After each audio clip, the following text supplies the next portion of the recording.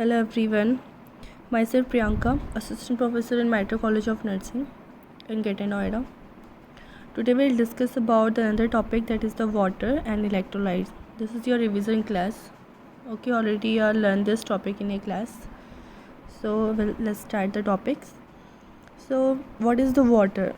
First of all, okay, so water, it is a very essential component in our body because our body are made by the 70% of the water. ठीक है. और अगर हम as comparison to sex देखें, than in male having a greater proportionate of water than the female. Okay, and as comparison in the age level, then the infant and the child, that means the children, having a greater proportion of the water in the body as comparison to the adults. Okay, if the person having, for example, if the person having 70 kg weight, then they consume the 41 liter of the water. Okay, water, generally we are consume the water, okay, by the different ways. different ways से क्या करते हैं, water को consume करते हैं.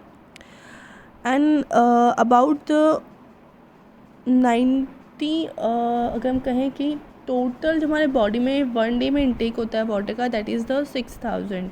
We are intake the 6 to 8 litre of water daily. This is essential for maintaining the hydration status of a body. पर generally क्या होता है, 6000 डेली इंटेक होता है, जिसमें से 2000 और 2000 से 2000 ml 2500 ml ही बॉडी से एक्सक्रीशन होता है वाटर का. ओके, वाटर हमारी बॉडी में सिर्फ वाटर फॉर्म में प्रेजेंस नहीं होता, इसमें क्या होता है, हमारे इलेक्ट्रोलाइट्स होते हैं. ठीक है, sodium, potassium, calcium and all. So जो वाटर है वो हमारी बॉडी में टू फेज में प्रेजेंस होता है. एक होता है extra cellular, that is intra cellular water. Okay, so let's start the topics. Okay, in that we are discussing about the what is the water balancing, what is the water imbalance, what is the electrolyte balance, and what is the electrolyte imbalancing. Okay, so first the water balance. Okay, तो 30 litre of water around the, हमारी जो body का 60% of weight है, वो wait किसका है, water का है. ठीक है, अब हम डिस्ट्रीब्यूशन ऑफ वाटर की बात करते हैं. तो टोटल हमारी बॉडी में जो वाटर है वो इंट्रासेलुलर वाटर 20 लीटर और एक्स्ट्रा सेलुलर वाटर 10 लीटर है. ठीक है, जिसमें कि जो एक्स्ट्रा सेलुलर वाटर है, इंट्रासेलुलर का मतलब होता है जो सेल के इनसाइड होता है, और एक्स्ट्रा सेलुलर का मतलब होता है जो सेल के आउटसाइड होता है. ठीक है, तो जबकि एक्स्ट्रा सेलुलर वाटर है उसमें 2.5 लीटर प्लाज्मा होता है और इंटरस्टिशियल फ्लूइड 7.5 लीटर होता है. ठीक है, टोटल बॉडी का जो वाटर है, मैं उसकी बात कर रही हूँ, वो डिवाइड होता है टू वाटर में, इंट्रा सेलुलर फ्लूइड और एक्स्ट्रा सेलुलर फ्लूइड में. इंट्रा सेलुलर फ्लूइड 20 लीटर होता है, एक्स्ट्रा सेलुलर फ्लूइड 10 लीटर्स होता है. एक्स्ट्रा सेलुलर फ्लूइड में 2.5 लीटर प्लाज्मा होता है, 7.5% इंटरस्टिशियल फ्लूइड होता है. ठीक है, डेली इंटेक ऑफ वाटर की अगर हम बात करते हैं तो बॉडी में daily intake of water fluid और मतलब लिक्विड और सॉलिड बेस से 2700 ml होता है, और ऑक्सीडेशन इंजेक्शन फ्लूइड 300 ml. ठीक है, तो डेली हम कितना होता है, टोटल 3000 ml वाटर को इंटेक करते हैं बॉडी में. डेली आउटपुट वाटर का जो होता है वो यूरिन के थ्रू 1500 ml होता है, स्किन के थ्रू 1000 ml होता है, लंग्स के थ्रू 400 ml होता है, और फीसेस के थ्रू 100 ml होता है. ठीक है, तो टोटल आपके कितने हो गए, 2500 एंड 500, यानी कि 3000 ml वाटर बॉडी से आउट हो गया. ठीक है, input of water is equal to output of water. जितना हम वाटर इंटेक करते हैं उतना ही प्रोपोर्शनेट हम वाटर को आउट करते हैं बॉडी से. Okay, now the hormone causing regulation of the body water. जो हमारा बॉडी वाटर रेगुलेशन होता है वो हार्मोन्स के थ्रू होता है, जैसे आपका ADH, anti diuretic hormone, aldosterone hormone और renin angiotensin mechanism. Okay, so let's discuss about on this topic. The first the anti diuretic hormone. जो एंटी डायूरेटिक हार्मोन होता है वो सिंथेसिस करता है हाइपोथैलेमस और पोस्टीरियर पिट्यूटरी ग्लैंड से release होता है हमारा एंटी डायूरेटिक हार्मोन. ठीक है, एंटी डायूरेटिक हार्मोन क्या करता है, रेनिन के थ्रू बॉडी में सोडियम एंड वाटर का एब्जॉर्प्शन करता है, जिससे क्या होता है, हमारी बॉडी का सर्कुलेशन इंक्रीज़ होता है, BP मेंटेन रहता है. Okay, now the distribution of distribution in the body water. तो डिस्ट्रीब्यूशन ऑफ बॉडी वाटर में कहता है हाइपोवॉलीमिया, हाइपरवॉलीमिया. ठीक है। हाइपो का मतलब होता है कि जो हमारी बॉडी में वाटर का अमाउंट डिक्रीज हो जाता है, तो उसे बोलते हैं हाइपोवॉलीमिया। आपने सुना होगा हाइपोवॉलेमिक शॉक में पेशेंट, ठीक है। तो क्योंकि वाटर क्या होता है, सिर्फ एक प्लेन वाटर फॉर्म में हमारी बॉडी में प्रेजेंस नहीं होता, वो हमारी बॉडी में प्रेजेंस होता है इलेक्ट्रोलाइट्स के साथ में, ठीक है।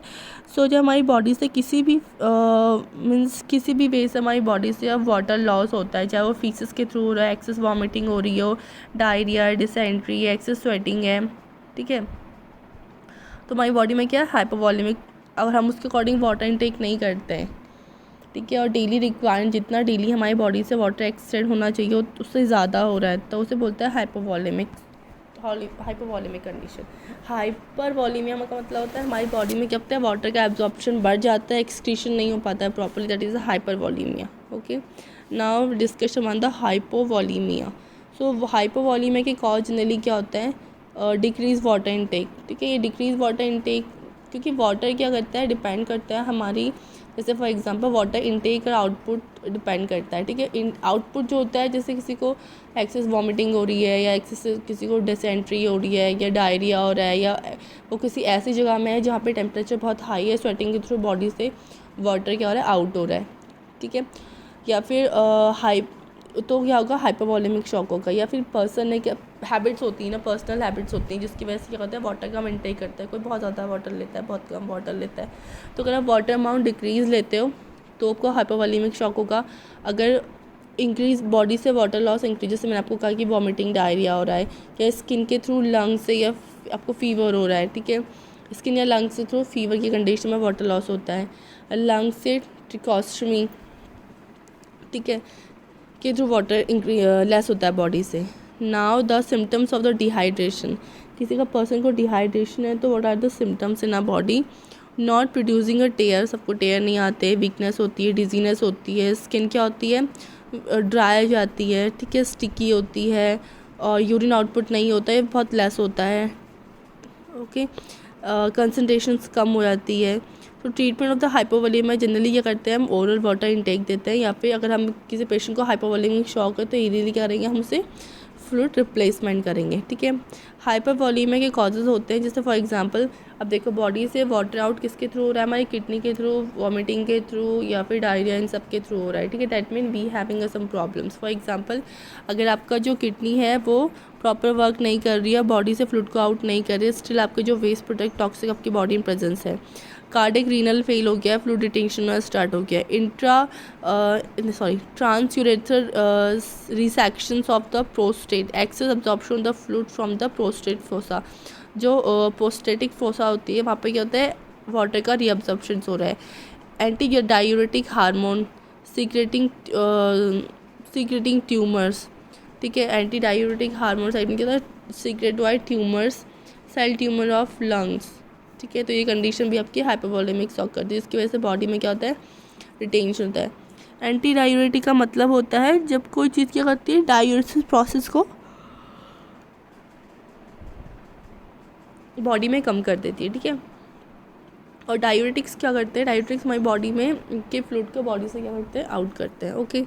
Now the hypervolaemic clinical features is, तो नॉजिया होता है, वॉमिटिंग होता है, लार्ज अमाउंट ऑफ वॉल्यूम, जैसे डाइल्यूट यूरिन आता है, अगर हाइपरवॉलीमिया होगा तो क्या होगा, लार्ज अमाउंट ऑफ यूरिन होगा, डाइल्यूटेड यूरिन होगा, देन पैडल एडिमा होगा, लेटर ड्राउजीनेस होगा, कन्वल्जन्स होंगे, कोमा होगा। हाइपरवॉलीमिया ट्रीटमेंट के लिए रिस्ट्रिक्ट वाटर इनटेक, तो हाइपरवॉलीमिया किसी को है, हाइपर मतलब ज़्यादा है तो वाटर इनटेक कम करें क्योंकि बॉडी में ऑलरेडी वाटर है, ठीक है।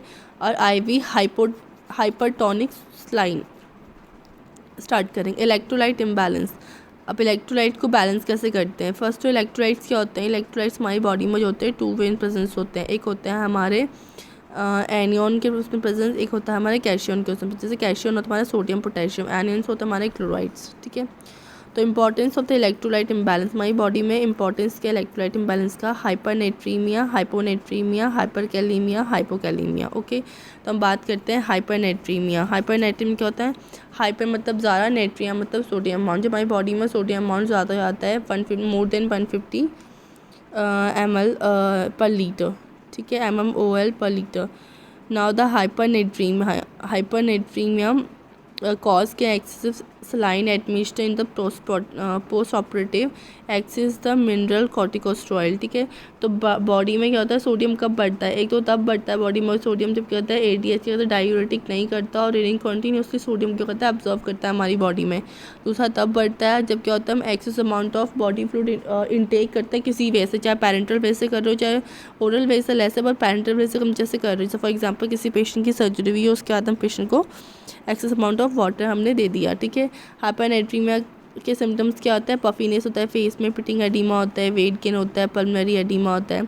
हाइपरनेट्रीमिया ट्रीटमेंट में क्या करेंगे, वाटर एडमिनिस्ट्रेशन करेंगे ओरली और through the Ryle's tube 5% dextrose patient को देंगे। ठीक है, hyponatraemia sodium depletion in the body 135 less than 135 mmol, यानी 135 से अगर कम है सोडियम बॉडी में तो उसे हाइपर बोलते हैं, 150 से ज़्यादा है तो हाइपर बोलेंगे। ठीक है, तो हाइपो के कॉज क्या, एक्सेसिव वॉमिटिंग होती है, राइल्स टू एस्पिरेशंस हम अगर हम ज़्यादा करते हैं। ठीक है, या सीवेज जैसे हमने इसमें राइल्स ट्यूब दिया हुआ है तो उससे क्या होगा, हम राइल्स ट्यूब के थ्रू या ओरल हम एडमिशन कर रहे हैं तो उससे क्या होगा, बॉडी से क्या होगा आउट होगा फ्लूइड। ठीक है, यहाँ पे कि अगर ज़्यादा करोगे तो आउट होगा तो हाइपो में चले जाएगा। तो severe diarrhoea, interstitial fistula, then syndromic inappropriate anti diuretic hormone secrete excess अगर एडीएस सीक्रेट हो रहा है तो।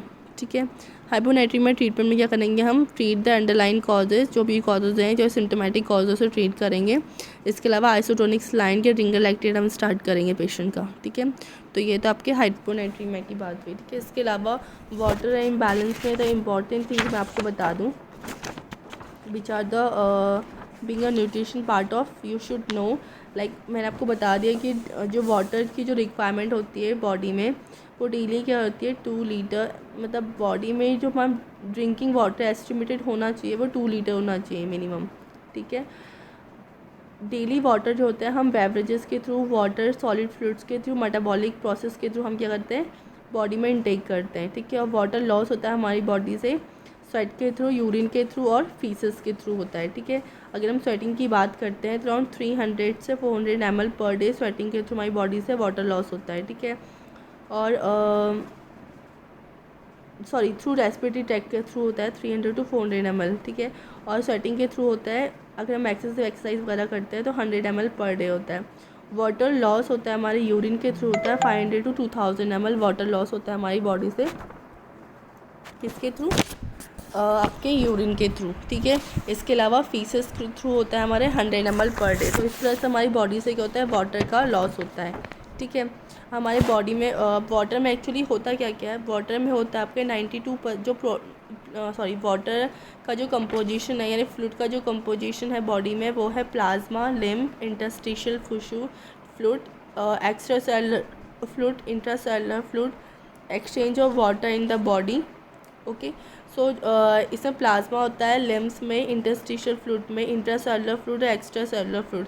इस तरह से बॉडी का इस तरह से वाटर का डिस्ट्रीब्यूशन होता है बॉडी में। प्लाज्मा में भी फ्लूइड होता है और आपके लिम्फ में ही वाटर होता है, इंटरस्टिशियल फ्लूइड भी होता है, इंट्रासेलुलर एक्स्ट्रा सेलुलर फ्लूइड मैंने आपको ऑलरेडी बता दिया, इनमें भी क्या होता है प्रेजेंस होता है वाटर। ठीक है, हम बात करते हैं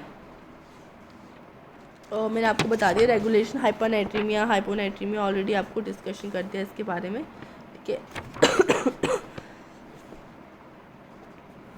हम बात करते हैं एक एंड चीज़ की, दैट इज़ इलेक्ट्रोलाइट्स। मैंने आपको बता दिया कि बॉडी में क्या होता है इलेक्ट्रोलाइट्स आपके सोडियम, पोटेशियम, जनरली क्या होता है 2 आयंस में डिवाइडेड होता है ये आपके। एक होता है आपके दैट इज़ अ एनियन जिसे हम कहते हैं कैलोरी क्लोराइड सॉरी, और नेक्स्ट होता है हमारा कैल्शियम जिसे हम बोलते हैं सोडियम और पोटेशियम। ठीक है, देन वाटर रेगुलेशन आपको मैंने ऑलरेडी बताया कि डायूरेटिक हार्म एल्डोस्टेरोन हार्मोन के थ्रू वाटर रेगुलेशन होता है हमारी बॉडी में। ठीक है, इसके अलावा वाटर इंटॉक्सिकेशन की एक प्रोसेस है। ठीक है, that is important, so listen properly student. The excess blood water intoxication कब होती है। ठीक है, तो पहले आपको बता दूं कि वाटर इंटॉक्सिकेशन का मतलब क्या होता है। So normally the cell neither the sink और not the swell because of the intracellular extra cellular fluid has same the osmolality. जो ऑस्मोलिटिक प्रेशर होता है इंट्रासेलुलर एक्स्ट्रा सेलुलर फ्लूइड का, ठीक है, वो सेम होता है, उसमें कोई भी चेंजेस नहीं आते। तो changes in the osmolality in the interstitial fluid however cause fluid imbalance. तो क्या होता है, चेंजेस आते हैं आपके ऑस्मैलिटी इंटरस्टिशियल फ्लूइड में, इंटरस्टिशियल फ्लूइड के ऑस्मैलिटी में चेंजेस आते हैं, जिसकी वजह से क्या होता है, वाटर इम्बैलेंसिंग होती है, फ्लूइड इम्बैलेंसिंग होती है। ठीक है, अगर ये ऑस्मैलिटी इंटरस्टिशियल फ्लूइड अगर बढ़ जाता है सेल्स में और वाटर आउट होता है सेल से, जिसकी वजह होता है श्रिंक्स, तो क्या होता है, धीरे धीरे सेल्स क्या होते हैं, श्रिंक होना स्टार्ट हो जाती हैं।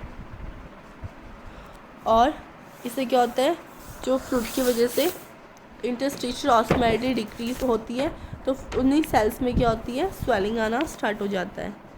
ठीक है, जिससे कई बार क्या होता है, हमें पेशेंट को मतलब कन्वर्जन्स होती है, कोमा होता है, पॉसिबिलिटी डेथ भी हो सकती है।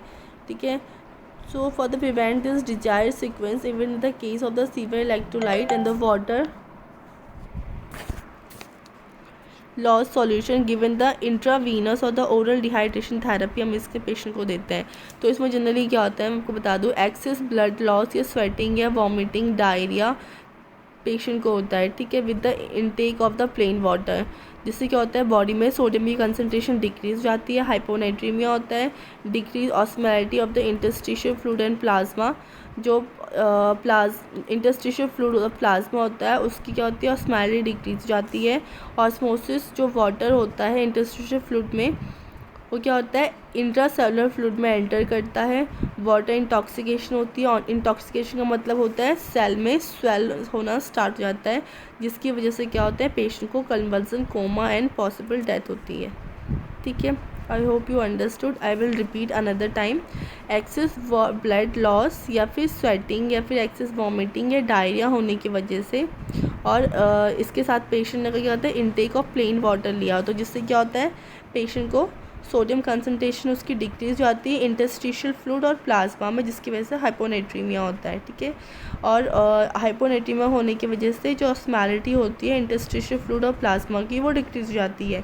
जब ऑस्मैलिटी डिक्रीज होती है तो जो इंटरस्टिशियल वाटर होता है वो क्या करता है, इंट्रासेलुलर फ्लूइड में एंटर करता है, और वाटर इंटॉक्सिकेशंस होती है, यानी सेल में स्वेल होना स्टार्ट हो जाता है, पेशेंट को conversion, possible coma and death की पॉसिबिलिटी आती है। और मैंने आपको बता दिया ऑलरेडी कि द हाइपोनेट्रीमिया कंडीशन में हम किस तरह से पेशेंट को ट्रीट करेंगे। Okay, so if you have any doubt still then you will ask to free. Okay.